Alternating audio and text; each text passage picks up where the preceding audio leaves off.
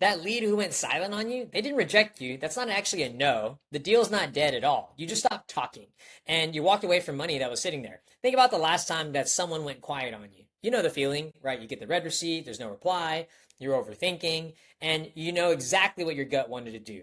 Double text. Hey, you good? Did I say something? Just checking in. It's the same move in the DMs, right? Lead goes quiet, and you either fire off a needy just following up, or you're going to take it personal and never message them again, right? One of them reeks of desperation, the other one just leaves money on the table. Both of you are reacting to a rejection that never actually happened. Because here's what ghosting is, it's not rejection, it's friction. They got busy. Their message got buried underneath like 50 notifications. They meant to reply, but didn't. And now the longer they wait, the weirder it feels to come back, so they don't. That's not a no, that's an avoidance loop. They're not avoiding you, they're avoiding the awkwardness. Ghosting is friction, not rejection. So say it again with me. Friction, not rejection. And friction you can clear. So watch this.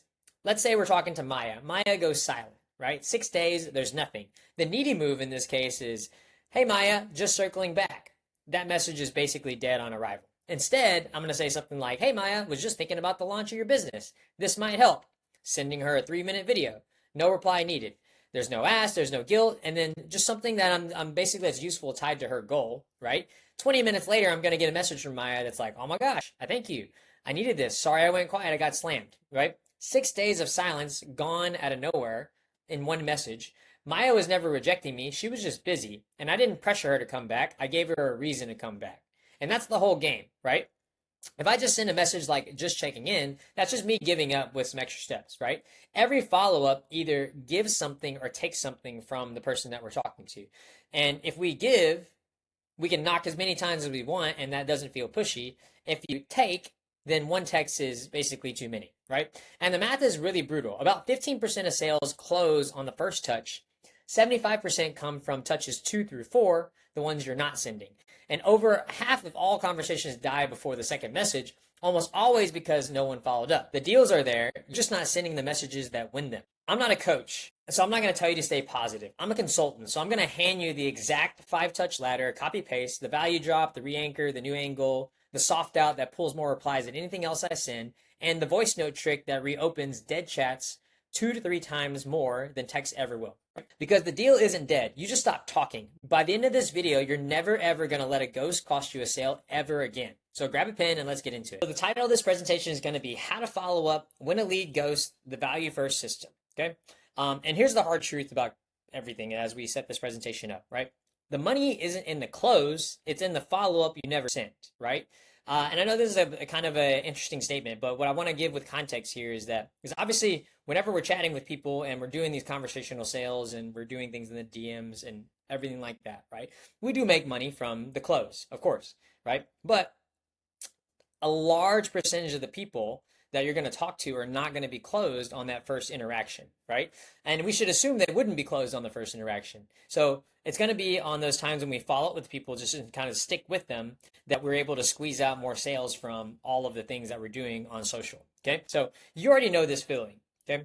Getting ghosted in the DMs is just like getting ghosted in dating, okay? Someone you're vibing with, it suddenly goes quiet, it stings, you overthink it, and then your gut says to do a bunch of things that essentially make things worse, right? And so just remember that getting ghosted in the DMs, just like getting ghosted in dating, you don't really know the reason, right? It's a black box, so to speak. It's a black box that we can't see into. We have no idea about, we can maybe infer certain things about behaviors and how things may have happened for other people, right? But at the end of the day, we have no idea, right, of why we're getting ghosted. But there are things that we can do to re-engage and get people back in the conversation. And there are things that we know for sure are reasons why people would ghost. So we're going to cover some of those today in this presentation, but just want to set that up here, right? So picture this, right? Think about the last time someone you liked went quiet on you, okay? Just think about that for a second. I'll give you, a couple moments. Now just listen to me talk while you're thinking about it, right? So you know the feeling and you know exactly what you wanted to do about it. Okay, so hold on to that, and that's the whole game today, right? So think about the last time someone liked you and went quiet on you, right? That feeling, and you know exactly what you would want to do or what you were going to do, right? Hold on to that, and then we can apply some things later in the presentation. So here's what you're going to learn, right? Here's the plan. So number one, we're going to learn why leads actually ghost. Okay, It's friction, not rejection. It's actually more about them than it is us, right? So that's what we'll learn first. Number two, we're going to learn the 5-touch follow-up ladder, okay? And this is where we're going to make sure we give value at every single step in order, right? So you can adjust this for your own touches as well. You can obviously adjust the messaging, everything like that, but this is just what we're going to do, okay? So number two. And then number three, you're going to get the exact messages to send. Copy paste, no, just checking in, right? So I'm gonna walk through some language patterns and some ways that we can send great messages to people in this no touch ladder. And number four, we're gonna learn when to stop gracefully, right? Because at the end of the day, we want to make sure that we protect our energy as much as possible. We want to keep the door open for people whenever they're ready, but there's times in which it's not the time to push, it's the time to drop the conversation and kind of let everything naturally progress forward. So let's hop right into it, okay? So before the tactics, first point here is most follow-up fails before you actually send a word, okay? Not because the message is wrong, it's because we misread what the ghosting actually is. And if you follow up from the wrong energy, it's going to come off of the wrong energy, right? So fix the frame first, and then the messages will work for you and they're going to do their thing, right? But let's fix how we're thinking about this. So ghosting, right, comes down to a few different things, and we'll go over that in the next slide right here. So here are the reasons why people ghost. This is not a total list, right? But this is something for us to keep in mind whenever people are going through buying decisions, okay? So number one, they got busy. So life happens and you just like slip down the list. And this could be like a prioritization issue. This can manifest all kinds of different ways, if I'm being honest. But they got busy, right? So that's why you got ghosted. And that's not necessarily an issue. That's just a timing. I wouldn't even say timing. It's more of a like my capacity thing, right? So that's number one. Number two, they wanted to think about it, right? So maybe they saw your message, they formulated a response and they didn't want to respond immediately. So they were considering what to respond. They sat on it and then they forgot to circle back.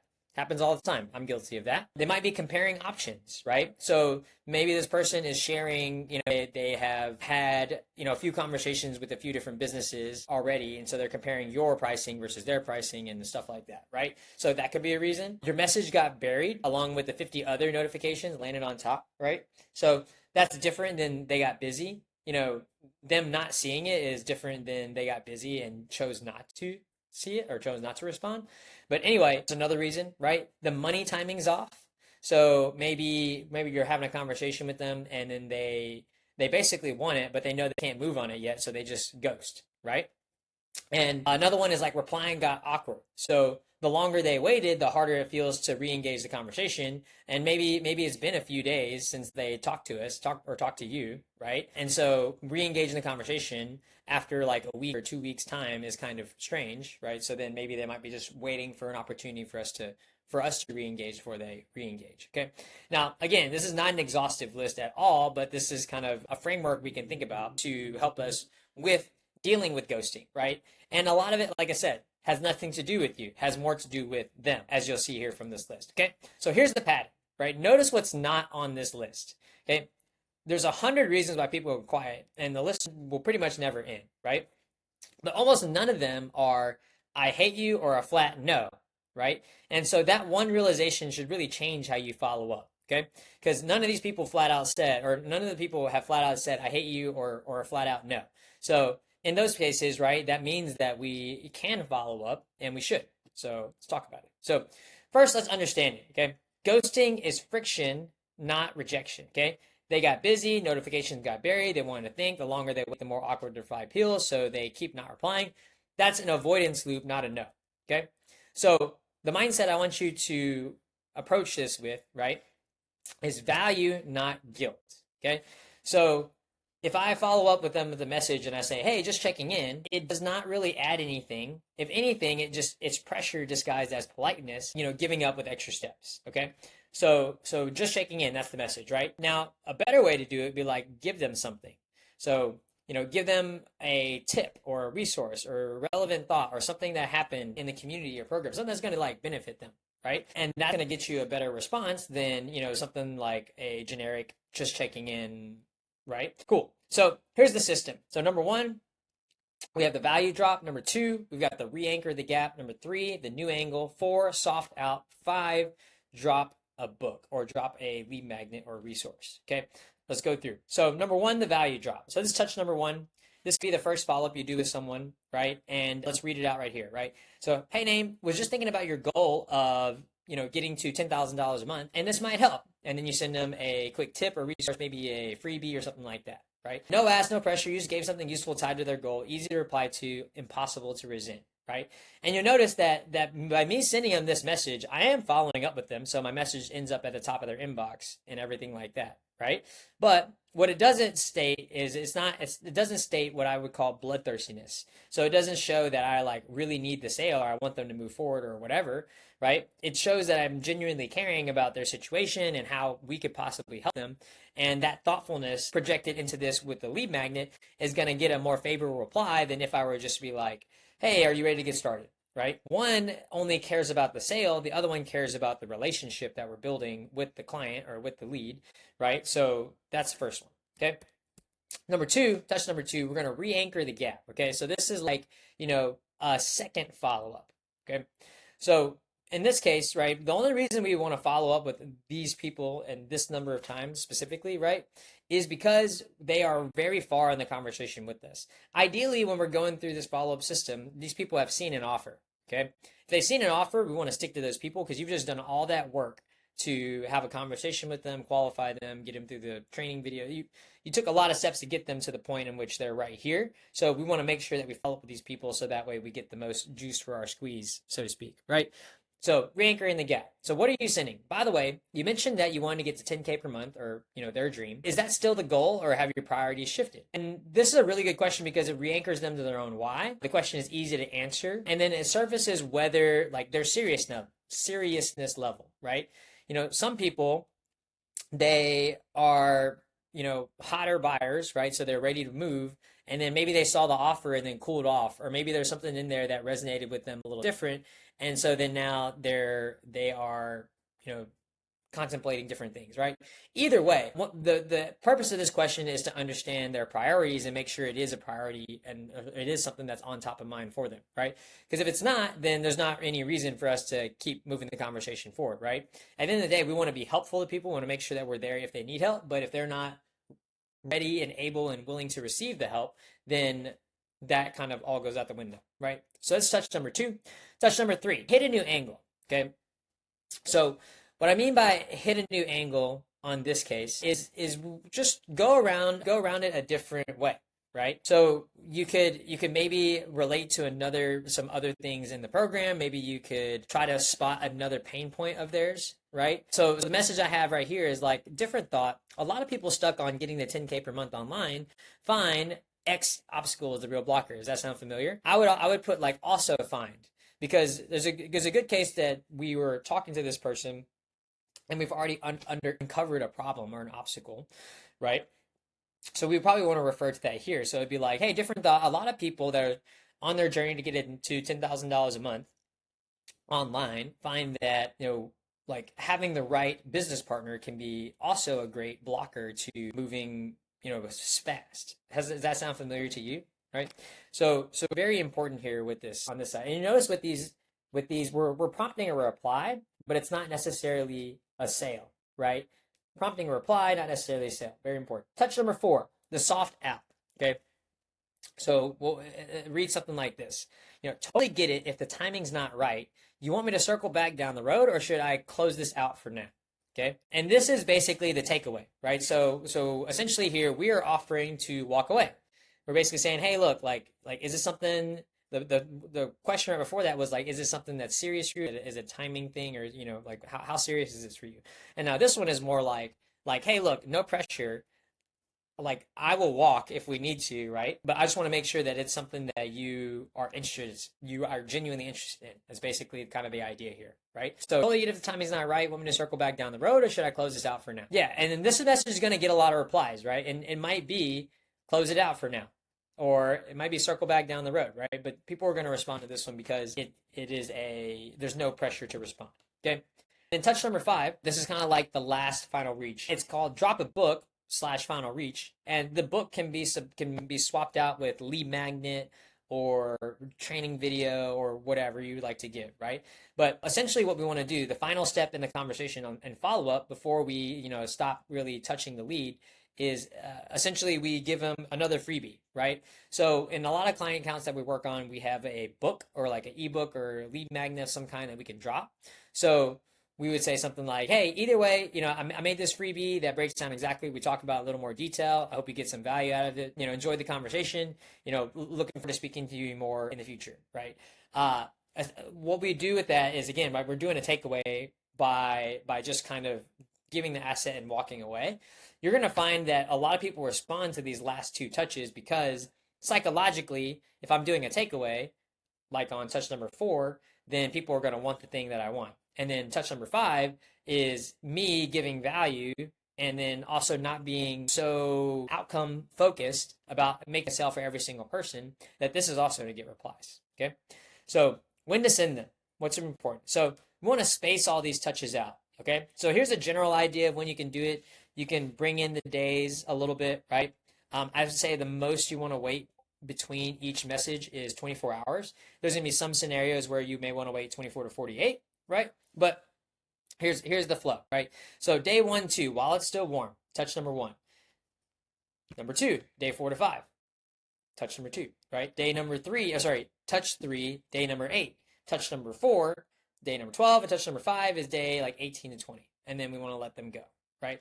Now, again, right, we want to let them go at some point. If you're just like frantically following up with people into oblivion, like 7, 10, 12, 13, 20 follow-ups, 1, it comes off as super desperate and needy, but then 2, it's just not a good look on you on your side, right? Especially if you are kind of in a great position where, you don't necessarily need the money, right? Then yeah, like that's very important to do it this way. That being said, so let's watch this process kind of work.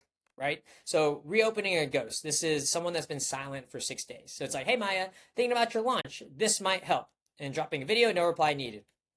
So she's like, oh my God, thank you. I needed this. Sorry, I went quiet. I got slammed. And it's like, all good. Still aiming to hit those 10K months, right? So we gave her value. She replied. And then now the door kind of swings right back open because now we can ask the question, are you like, hey, is this still something that's on your mind or is this a priority for you still, right? The unfair advantage here. So there is something that we can do that we can use through text, and especially if we are speaking through iMessage or even Instagram DMs or Facebook DMs, right? We can utilize pre-canned voice notes to do things that text can't do, right? So a 20-second voice note feels personal, clearly made for them, not copy paste. It kind of builds trust instantly, and it's very hard to ignore, right? So if you're using a voice note, that can be a great way to also get responses as well. And again, right, we can pre-can them ahead of time and then send them through whatever software we would like, right? But this is the secret sauce right here. A voice note is 100% one of the best ways to re-engage leads and get better responses from dead chats. Pardon. So super important. Preventing the ghost, right? So preventing the ghost can come from a couple different ways. So here's an example. Like, let's say I'm dropping an appointment link or dropping a payment link or getting someone to watch a video or something like that, right? If I just like get them the link, but then I don't set up a time for them to consume the link or follow up, they're going to be much unlikely, or very unlikely, I should say, to do the thing I want them to do, which is watch our videos, right? Or watch the video I want them to watch. So in this case, BAMFAM, what BAMFAM stands for is book a meeting from a meeting, right? And so a conversation is essentially a meeting. So whenever we are having a conversation with someone, let's say we need to resume it tomorrow because they need to watch a video, it'd be like, hey, do you think you have a chance to check that out today? Okay, perfect. So if I follow up with you around this time tomorrow, would you be available? Right? So that's the paired combo right here. First thing we do is we ask to make sure they have time to consume the content. And then 2, we ask for setting the appointment in the future. Okay. So that is the BAMFAM. Now, we want to make sure to match the intensity of people. Okay. Whenever we're having our conversations with people. Okay. So if it's a hot lead, we're going to reply. We're going to make sure that we're asking good questions, but we're going to move them to the close pretty fast. We're going to move them to the close pretty fast. We're not going to over nurture them because they're already hot and ready, right? There's like warm people that are, not necessarily ready to buy right this second. Maybe they've seen some of the content, some of the assets, but they're you can tell from how they're responding to questions and stuff like that, they're not quite ready there, right? That's going to be your warm leads, read the temperature. And for the warm people, we're going to make sure to run the value ladder and make sure to stay patient and useful, right? And so for cold leads, right? So this is like total silence. We've never talked to them before or anything like that, right? We want to space it out, drop value, and then bow out. Okay? So for people who are like, we're having a conversation with them, they seem very like straight to business. They're not necessarily asking additional questions or kind of anything like that, right? Don't treat them differently, but also remember that we haven't built that rapport yet with them. Okay. So why does this matter? All this stuff. The follow-up math is like so. So 15% of sales come on touch number 1. Touches number 2 and 4, 2 through 4, I should say, carry 75% of that you're going to make. Okay. No follow-up means that you're going to leave most of it on the table. Okay. And 53% of the conversations that you're going to have with your prospects are going to die after the second message, almost always from no follow. Super important point that I want to drop here for everyone, right? Don't be a stalker, right? So when to stop? So we're going to run the ladder. You're going to do 5 touches over 2 to 3 weeks. If there's nothing back, you're going to send the final gift and move on gracefully, no resentment, right? The door stays open and a lot will come back later on their own. Following up forever isn't persistence, it's desperation. So you need to know when to bow out in your follow-ups. Okay. What kills follow-up? So here are the 4 follow-up killers. Okay. Number 1, just checking in, quote unquote. That's a follow-up, but there's 0 value and there's 0 reason to reply. Number 2, giving up after the first touch. That's a follow-up killer because you quit before even 75% of the sales are kind of made, right? Number 3, taking it too personally. So taking everything inside of the conversations as personal rejection and kind of fixating on those things instead, right? We don't want to take anything personally. We just want to make sure that we are offering and helping people with something. And as long as we know that we can help them and we're genuine, then generally speaking, the sales part kind of takes care of itself. And then number 4, no guilt tripping. Okay, so pressure that you apply pushes them further and further away. So we don't like guilt tripping people for those. Okay, so recapping real quick the presentation. If you remember these 3 things, okay, number 1, ghosting is friction, not a no. So stop taking it personal. Number 2, value, not guilt, right? So every touch that you have with someone or every message should give some value, and then you can follow up pretty much free as much as you want. Okay, number 3 is run the ladder, then bow out. So we're going to do our touches, leave the gift, and then keep the door open. Don't worry about like relentlessly following up with this person, right? If they are interested, they will come back. And remember that you're going to be posting content and a lot of this stuff at the same time as well. So maybe one of your videos re-engages them and gets them back in the conversation. That's cool too, right? But run the ladder, then bow out. Be disciplined about it. Don't chase people down, okay? So what are your homework? What's your homework? Number 1, you're going to do this today. Find 5 leads who ghosted you, okay? Number 2, you're going to send each one of them a value drop, which is touch number 1. And then number 3, you're going to set a reminder to run the next touch. Okay. So find all your ghosts, send each one a value message, set a reminder for the next follow-up touch. Okay. Remember, the deal isn't dead. You just stopped talking, so make sure to follow up. Guys, subscribe to my YouTube if you want to get DM sales breakdowns and DM automation breakdowns here every time I post them. If you would hop on Instagram and DM me the word leads to get my lead magnet masterclass, if you're looking for someone who is looking for getting more leads on their social media. I hope you enjoyed this video, and I will chat with you guys very, very soon inside of... Hope you guys enjoyed this video, and then I will chat with you very, very soon. Peace.